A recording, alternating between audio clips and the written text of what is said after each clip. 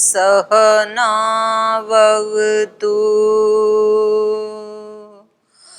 सहनौ भुनक्तु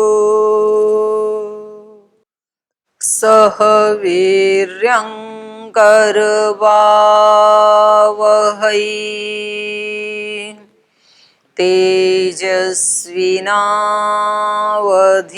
तेजस्विनावधीतमस्तु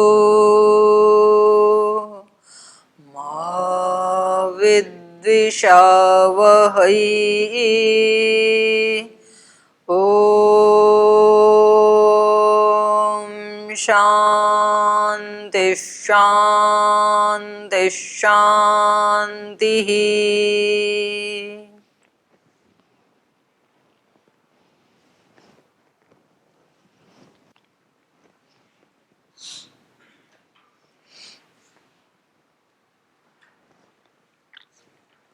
हम पढ़ रहे थे 3 प्रकार के सुख के बारे में। एक ऐसा सुख है जो शुरू में तो अच्छा नहीं लगता है, लेकिन उसका परिणाम बहुत अच्छा होता है। वो होते हैं योग आदि का अनुष्ठान और सेवा के कार्य, तपस्या के कार्य। तो ये सब अष्टांग योग आदि सब मिला के ये ऐसे कर्म हैं, इनको विद्यार्जन का कार्य, ये करते समय अच्छा नहीं लगता है, लेकिन करने के बाद अच्छा लगता है।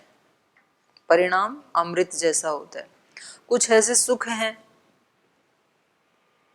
जो करते हुए अच्छे लगते हैं, लेकिन परिणाम में विष जैसे लगते हैं। करते हुए अमृत जैसे, वो सुख मिले तो अमृत जैसे लगता है। तो ये सुख आप लिख के आए परीक्षा में? नहीं लिख के आए? तीनों लिखे ना। सात्विक सुख कैसे उत्पन्न होता है और परिणाम क्या है? सात्विक सुख की उत्पत्ति कैसे होती है? आत्मा और बुद्धि की निर्मलता से। जैसे जैसे बुद्धि निर्मल होती गई तो व्यक्ति को एक सुख मिलता है।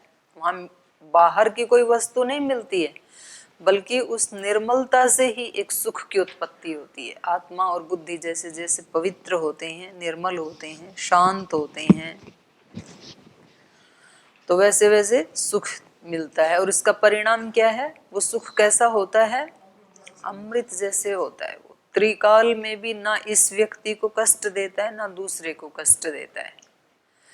जिसने अपनी आत्मा और बुद्धि को पवित्र किया, इस व्यक्ति को भी कभी कष्ट नहीं मिलेगा और दूसरों को भी नहीं मिलेगा उससे। दूसरा सुख ऐसा है जो उत्पन्न होता है किससे? राजसिक सुख किससे उत्पन्न होता है? इंद्रिय और उनके विषयों से, उनके संयोग से उत्पन्न होता है। वो शुरू में अच्छा लगता है, लेकिन परिणाम में वो विष जैसे होता है। तो ये भोगों का मार्ग है। पहले वाला योग का मार्ग है। योग मार्ग पे जो चलता है, योग मार्ग कहें, आध्यात्मिक मार्ग कहें, ज्ञान का मार्ग कहें, श्रेय मार्ग कहें, उसके अनेक अनेक नाम हैं शास्त्रों में। श्रेय मार्ग प्रारंभ में अच्छा नहीं लगता है, योग मार्ग शुरू में अच्छा नहीं लगता है, बड़ा तप करना पड़ता है उसमें।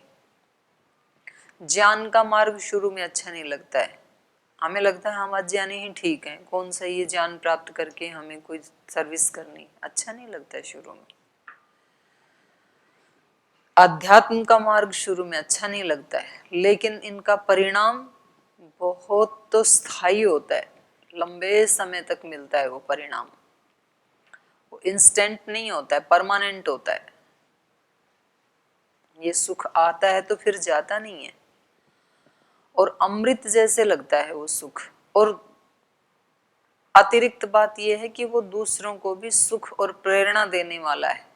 दूसरे लोग भी प्रेरणा लेते हैं ऐसे व्यक्ति को। वो व्यक्ति कुछ बोले, बताए, प्रेरणा दे, तब तो डायरेक्ट प्रेरणा मिलती है।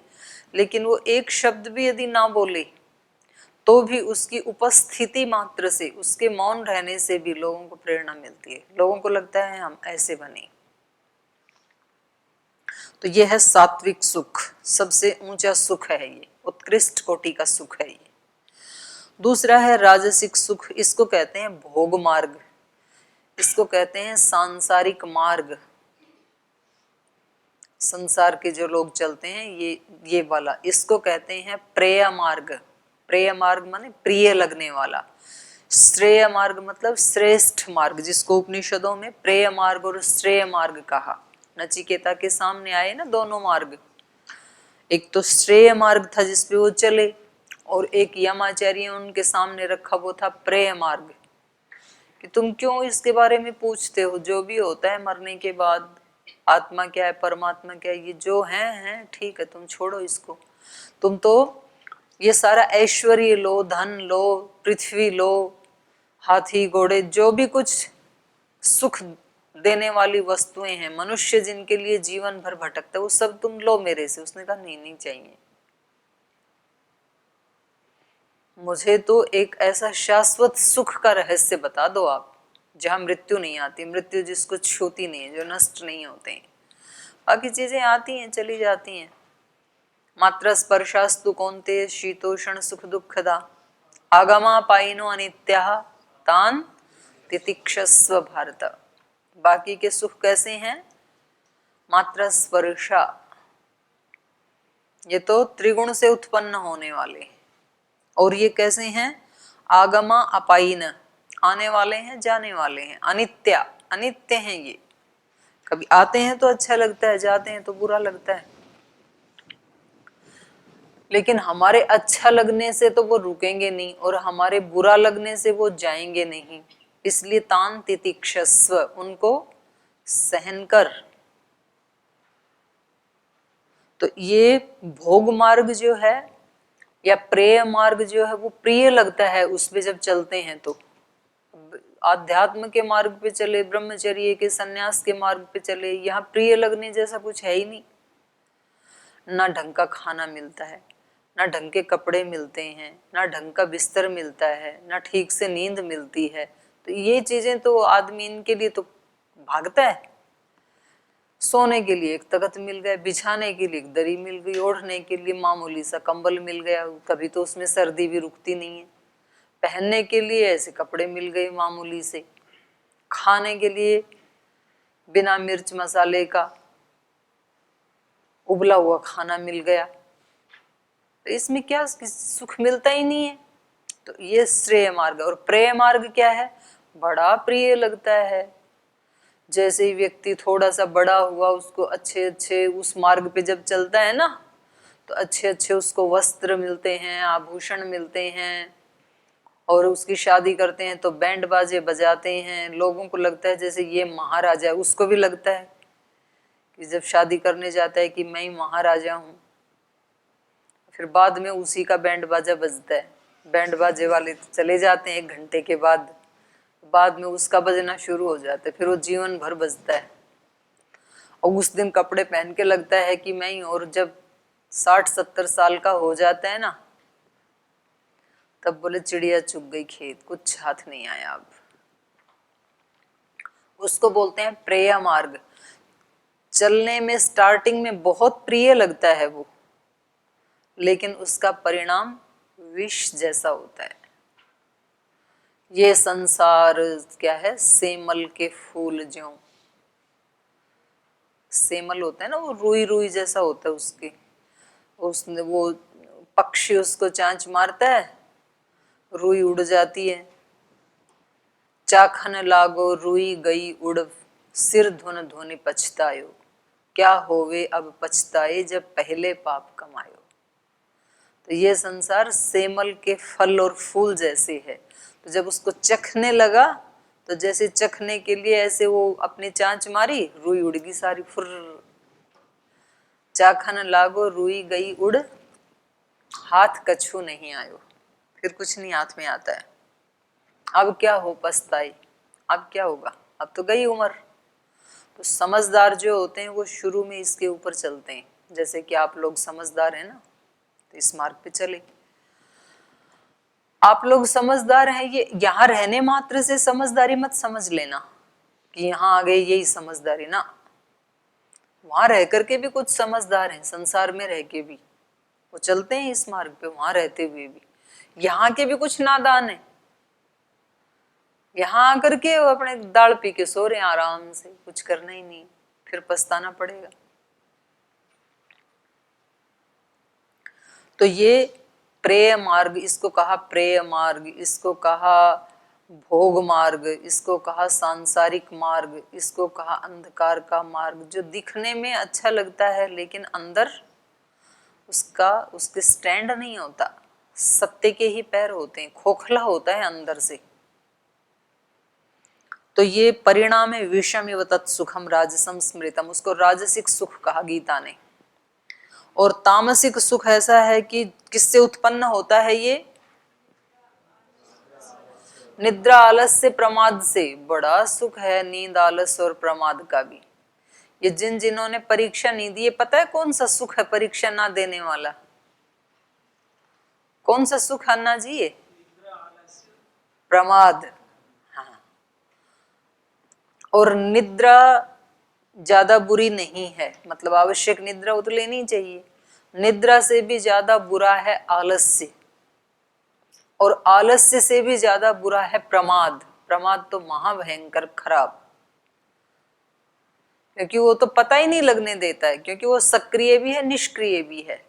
निद्रा में व्यक्ति कोई ज्यादा हानि नहीं करेगा अपनी, मतलब कम से कम नए बुरे संस्कार नहीं बनाएगा। सो गया ठीक है बस, तो नींद में कोई नया दूषित संस्कार तो नहीं ना बना। इतना ही है कि शुभ कर्म करने से वंचित रह गया, बस इतना ही नुकसान है उसमें निद्रा। और आलस्य में जग रहा है लेकिन काम नहीं कर रहा है। नहीं कर रहा है तो कुछ ना कुछ उल्टा जरूर करेगा, क्योंकि एक क्षण भी बिना काम किए व्यक्ति रह नहीं सकता। शरीर से नहीं करेगा ना तो फिर मन से सोचेगा कुछ ना कुछ, तो नए संस्कार बनेंगे आलस्य में। और कम से कम आलस्य का तो बन ही रहा है, जो करना चाहिए उसको ना करना। तो ये नींद से ज्यादा नुकसान है आलस्य में। और प्रमाद में तो महाभयंकर नुकसान है, क्योंकि आलसी फिर भी कुछ काम नहीं करेगा, आलस्य का संस्कार बनेगा, कभी कुछ विचार आएंगे जाएंगे, लेकिन फिर भी कम से कम वो हल्के मानसिक रूप से संस्कार बनेंगे, कोई कर्म तो नहीं कर रहा ना। और ये प्रमादी तो उल्टे काम करता है, आप कमा लेता है। जो करना चाहिए वो नहीं करता है, और जो नहीं करना चाहिए वो कर लेता है। इसको बोलते हैं प्रमाद, वाणी का प्रमाद। वाणी का प्रमाद क्या है? जो बोलना चाहिए था वो बोला ही नहीं, और जो नहीं बोलना चाहिए था वो बोल गया। ये वाणी का प्रमाद है। वाणी का प्रमाद, दृष्टि का प्रमाद, श्रोत्र इंद्रिय का प्रमाद, चक्षु इंद्रिय का प्रमाद, ये प्रमाद हैं। आपको नहीं पता अभी आज दुनिया कहाँ जा रही है। ये जो मोबाइल है ना, तो विनाश की जड़ है ये। जब से मोबाइल हाथ में आया है ना, तो युवा वर्ग अच्छे अच्छे बच्चों को बर्बाद कर दिया मोबाइल ने। कैसे किया? उसमें गेम आते हैं।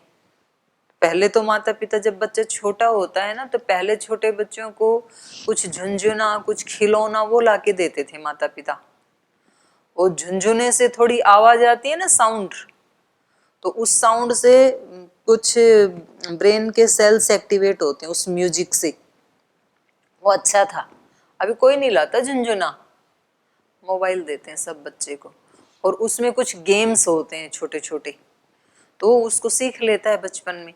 बचपन में तो छोटे छोटे गेम सीखता है, लेकिन जैसे वो थोड़ा बड़ा होता है 10-15 वर्ष का, फिर बहुत बहुत विनाशकारी गेम्स चले हुए हैं मोबाइल में। थोड़े दिन पहले एक गेम चला हुआ था, क्या था वो? Blue whale. बहुत बच्चों ने आत्महत्याएं कर ली उससे। मतलब उसको देखते देखते बच्चों का दिमाग ऐसे खराब हो गया, कुछ लोगों ने अपने हाथों की नसें काट ली, कुछ ऊपर से छलांग लगा गए छत से, अच्छे बच्चे जो बहुत ब्रिलियंट थे। अच्छा, माता पिता को शुरू में लगता है कि चलो 2-4 घंटे इसमें लगा रहेगा, हमें तंग नहीं करेगा, नहीं तो रोते हैं ना बच्चे, तो वो आराम से उसको देके और अपने आप को फ्री महसूस करते हैं कि चलो 2 घंटे तो हम आराम से फ्री हुए। फ्री नहीं हुए, आपने विनाश का बीज बो दिया बच्चों के हाथ में मोबाइल देके। उसकी जो रेज निकलती हैं वो जितनी हानिकारक हैं, सो तो हैं ही हैं, पर उसमें जो देख रहे हैं, क्योंकि थोड़े दिन में तो खुद ही खोलना सीख लेता है। आपने जो गेम उसको दिया था वो वहीं पर ही थोड़े ना रुका रहेगा और भी तो बहुत कुछ देखेगा। अभी आजकल एक और कोई गेम चल रहा है, मेरे को कोई बता रहा था, मुझे मैं तो नाम भी भूल गई, पता नहीं। उसमें हिंसा की प्रवृत्ति बोल जो मार धाड़ व्यक्ति ऐसा सीख लेता है। क्या गेम चल रहा है? हैं? मुझे तो पता नहीं, जो भी बोलते हैं आपको पता होगा। मारने लगता है। इतना अच्छा बच्चा जिसके 12th में 98% मार्क्स आई, आईआईटी में एडमिशन हो गया, माता पिता आईआईटी में उसको एडमिट करवा के निश्चिंत होके घर आ गए। बड़ा होनहार बच्चा, एक ही बच्चा, देखने में इतना सुंदर, इतना 6 फीट का लंबा। वो घर आए, वो 6 महीने तक बस उनको खर्चा भेजते रहे। 6 महीने के बाद जब पेपर हो लिए तो उनको कहा भी छुट्टी हो गई, अब घर आ जाओ। घर आ गया आराम से। और जब रिजल्ट आया तो पता लगा केवल एक पेपर दे के आया, 5 पेपर दिए ही नहीं। और उस वहां स्कूल में तो गया ही नहीं, क्लास में कभी, कॉलेज में। हम माँ बाप क्या करें? तो फिर अगली बार जो है उसका मोबाइल रख लिया, बोले भाई अब की बार मोबाइल नहीं देंगे तेरे को, अब आपकी जाके पढ़ो, और जब सेकंड सेमेस्टर क्लियर कर लोगे तब आपको मोबाइल मिलेगा। तो फिर वहां से तो उन्होंने डरा धमका के भेज दिया। वहां जाके किसी और का फोन लेके फोन किया तो मेरे को मोबाइल दे जाओ, और नहीं तो मैं नहीं मिलूंगा आपको, मैं आत्महत्या कर लूंगा। तो उसका पिता खुद जा करके मोबाइल दे के आया, गुवाहाटी। सच्ची घटना है ये। और अभी भी वो अपने कमरे से निकलता ही नहीं। और ये एक बच्चे की बात नहीं कह रही हूं, ऐसे 15-20 माता पिता हमारे से बात कर चुके। इसको बोलते हैं प्रमाद। मैं इसलिए ध्यान दिला रही हूं, यही प्रमाद है।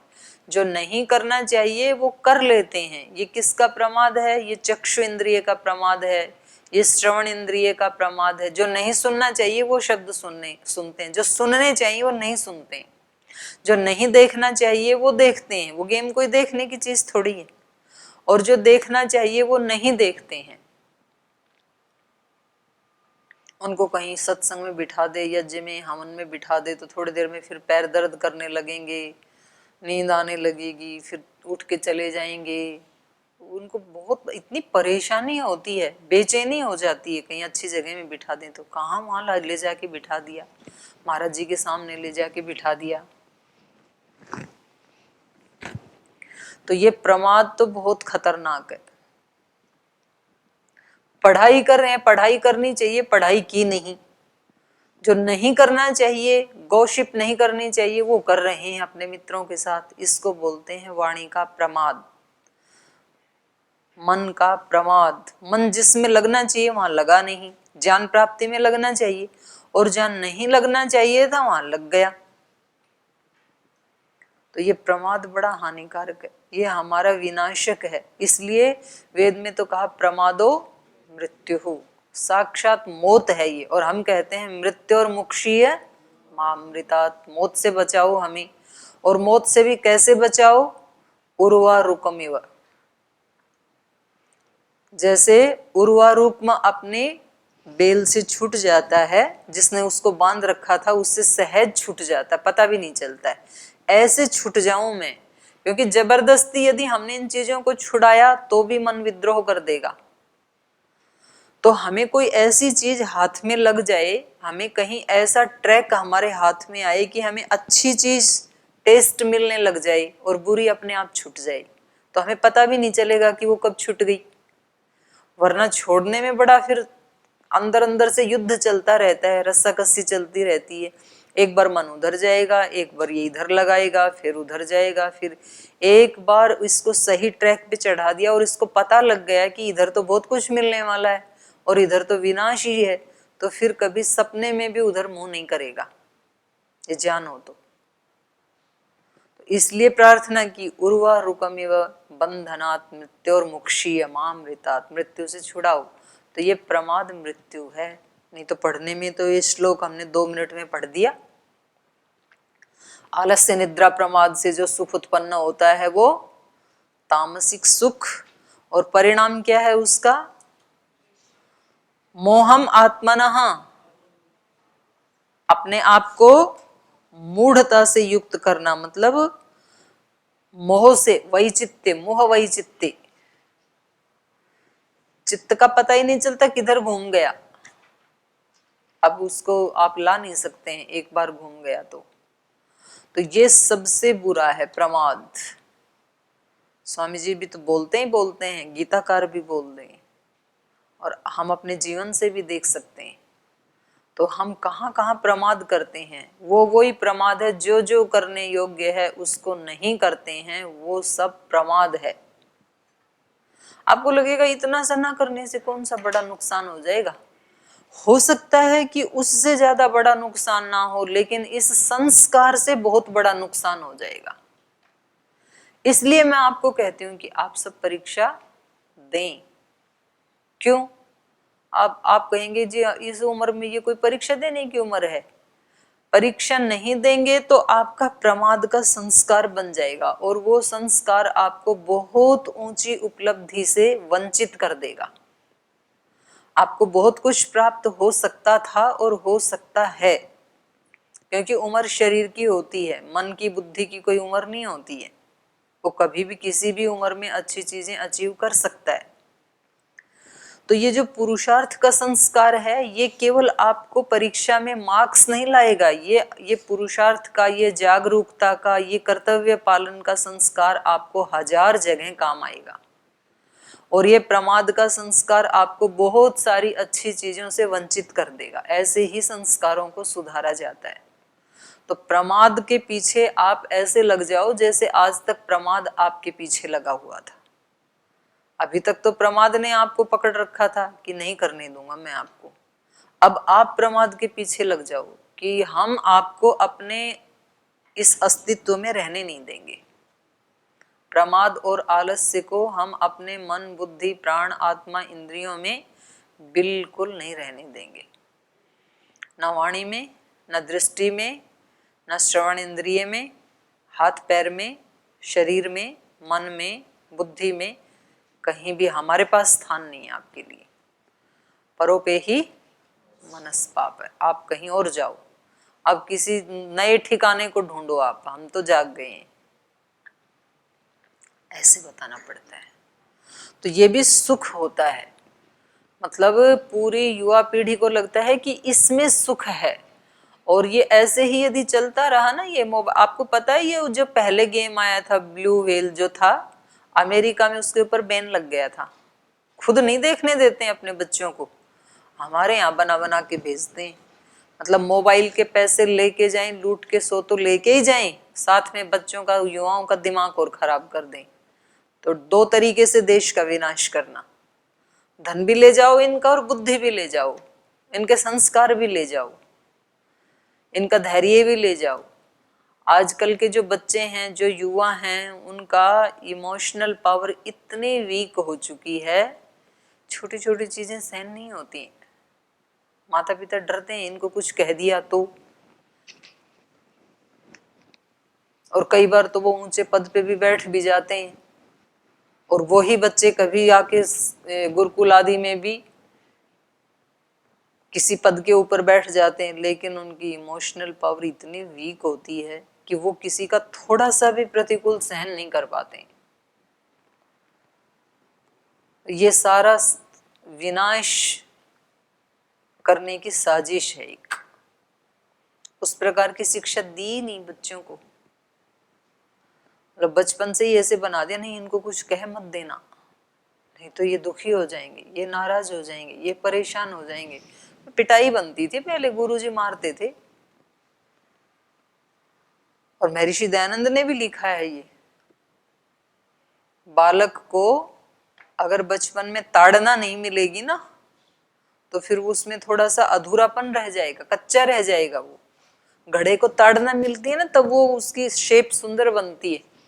तो अंदर से तो हाथ लगा लेता है कुम्हार, बाहर से लकड़ी से पिटाई करता है उसकी कच्ची मिट्टी की, तो फिर जैसी शेप देना चाहिए वैसी बन जाती है। तो बच्चों को अगर ठीक से सिखाएंगे नहीं माता पिता गुरुजन, तो उनमें वो कमजोरियां कभी भी नहीं निकलेंगी फिर। तो ये सारा फिर प्रमाद बढ़ता चला जाएगा। तो ये इसीलिए हम में प्रमाद आ जाता है कि कोई ठीक से जहाँ कहीं ध्यान देना था वहाँ किसी ने इस भय के कारण हमें बताया नहीं कि अगर इनको बताएंगे तो ये नाराज हो जाएंगे, नाराज तो हो जाएंगे, वो उसका संस्कार भी तो बन रहा है, वो भी तो विनाश करेगा उसका, तो वो भी तो कर्तव्य है अपना उसको हटाना। तो इसमें सुख मिलता है, इस सुख को नहीं लेना, क्योंकि ये सुख तो है लेकिन कैसा सुख है ये तामसिक सुख है। और ये परिणाम में क्या देने वाला है? केवल दुख नहीं देने वाला, ये तो मूढ़ता देने वाला है, मतलब सारे दरवाजे बंद कर देने वाला है जागने की। एक बार इसके जो चंगुल में फंस गया ना तामसिक सुख के, वो कभी बाहर नहीं निकल पाएगा, फिर उसके तो बाहर निकलने के दरवाजे ही बंद। जो आलस से प्रमाद में एक बार डूब गया वो कभी महान नहीं बन पाएगा, महान की बात छोड़ो सामान्य इंसान भी नहीं बन पाएगा, उसके दरवाजे ही बंद हो गए बाहर निकलने के। तो इसको सबसे बुरा माना है, इसलिए इसके लिए कहा मोहनम आत्मनः, ये अपने आप को मोह में डालने वाला। मोह का मतलब है यहाँ पर मूढ़ता, मूढ़ता का मतलब है जिसको अच्छा बुरा कुछ भी ना सूझे उसको मूढ़ कहते हैं। और इन तीन से अतिरिक्त इस पृथ्वी पे आपको मिलेगा नहीं। न तदस्ति पृथिव्याम व दिवी व देवेशु पुनः सत्वम प्रकृति जयी मुक्तम यद एभि स्यात् त्रिभि गुणैहि। तो ये तीन प्रकार के गुणों का वर्णन करके फिर चार प्रकार के जो वर्ण आश्रम है उनका वर्णन कर रहे थे। तो इसमें इन्होंने बताया ब्राह्मण क्षत्रिय विषाम शूद्राणाम च परम तपः कर्माणि प्रविभक्तानि स्वभाव प्रभवैर गुणैहि। ये सब कर्म ऐसे होते क्यों हैं? क्यों हम सात्विक सुख को पसंद करते हैं, क्यों राजसिक को करते हैं, क्यों तामसिक को करते हैं? अलग अलग लोग अलग अलग सुखों को पसंद क्यों करते हैं? कुछ पढ़ाई को पसंद करते हैं, कुछ पढ़ाई ना करने को पसंद करते हैं, कुछ परीक्षा देने को पसंद करते हैं, कुछ ना देने को पसंद करते हैं, कुछ घूमने को पसंद करते हैं, कुछ एकांत में रहने को पसंद करते हैं, कुछ दान देने को पसंद करते हैं तो कुछ दान लेने को पसंद करते हैं, कोई सेवा देना पसंद करता है, कोई सेवा लेना पसंद करता है। ये सब क्यों होता है? कोई यज्ञ करना चाहता है, कोई यज्ञ करवाना चाहता है, कोई यज्ञ हो रहा हो उसको भी बाधित कर देना चाहता है। ये सब क्यों होता है? स्वभाव के कारण। स्वभाव प्रभवई गुणैहि। तो क्या कहा? मनुष्य के स्वभाव से उत्पन्न होने वाले गुणों के कारण, स्वभाव प्रभवैहि गुणैहि, स्वभाव से उत्पन्न होने वाले गुणों के कारण ब्राह्मण क्षत्रिय विषाम शूद्राणाम च, ब्राह्मण क्षत्रिय वैश्य और शूद्रों के कर्माणि प्रविभक्तानि, ये कर्म अलग अलग रूप से किए जाते हैं। कोई ब्राह्मण कर्म में लगा है, कोई क्षत्रिय कर्म में, कोई वैश्य कर्म में, कोई शूद्र कर्म में। ये सब अलग अलग कर्म करने में मनुष्य क्यों लगा हुआ है? स्वभाव प्रभवई गुणैहि, स्वभाव से उत्पन्न होने वाले गुणों के कारण। और स्वभाव कैसे बन जाता है? ये 17वें अध्याय में पढ़ा था। स्वभाव कैसे बनता है? स्वभाव का निर्माण कैसे होता है? केवल कर्मों से। और वो कर्म भी क्यों किए हमने? संस्कार कैसे बने? पूरा रूट तक जाओ। संस्कार कैसे बने? कर्म से बने। कर्म ऐसे क्यों किए? पहले के संस्कार थे, पहले के क्यों बने? कर्म से। वो कर्म हमने क्यों किए? वैसा ही हमने आहार खाया था, वैसा ही हमने विचार किया था, वैसा ही हमने भाव उठाया था, वैसा ही हमने ज्ञान प्राप्त किया था। अब कोई पुस्तक ही ऐसी पढ़ ली तो फिर व्यक्ति वैसा कर्म करेगा ही ना। जिसने पुस्तक गीता की पढ़ ली वो उन कर्मों से हटेगा। अब जिसने पुस्तक ही कोई ऐसी पढ़ ली, गंदी पुस्तक पढ़ ली, कोई बेकार की पुस्तक पढ़ ली, तो फिर क्या करेगा? फिर वैसा ही करेगा। तो जहां से हम ज्ञान प्राप्त करते हैं, जो हम देखते हैं, अब टीवी के ऊपर कोई किसी संत महात्मा के प्रवचन सुन रहा है, कोई वहां पर उल्टे पुल्टे गीत गाने फिल्म सीरियल देख रहा है, तो देख के वैसा ही तो करेगा ना। फिर क्योंकि वो उससे क्या बनेगा, संस्कार।